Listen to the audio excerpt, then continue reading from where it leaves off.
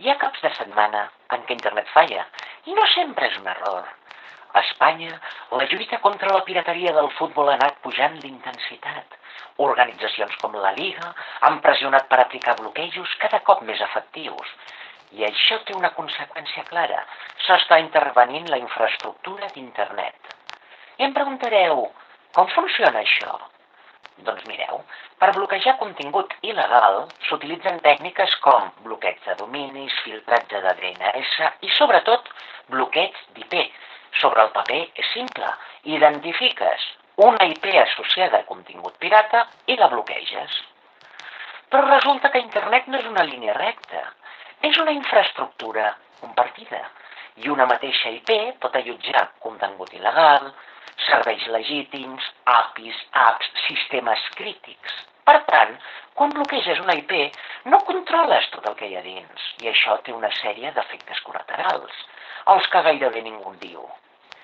Penseu que quan el bloqueig és ampli, serveis deixen de respondre, hi ha aplicacions que fallen i hi ha connexions que es tornen inestables.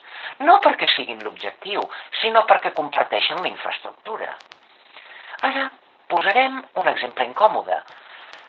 Un dispositiu GPS que depèn d'un servei al núvol, un localitzador per a una persona vulnerable. I resulta que aquell servei que comparteix infraestructura amb una IP bloquejada deixa de funcionar, no per error, sinó per context.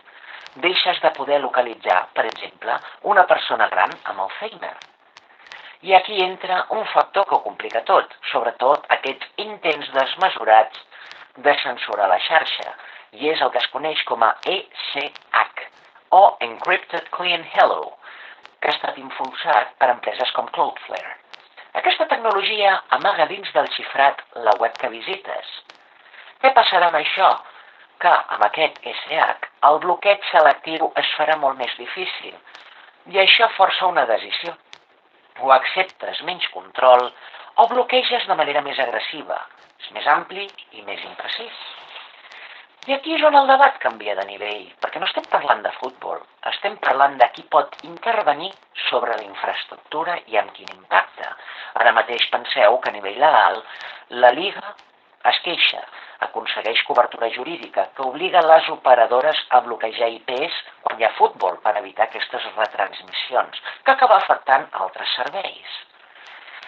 Per tant, pensem-hi.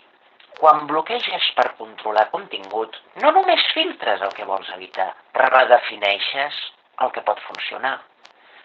Perquè internet no s'està tancant, s'està modulant, i cada cop amb menys precisió.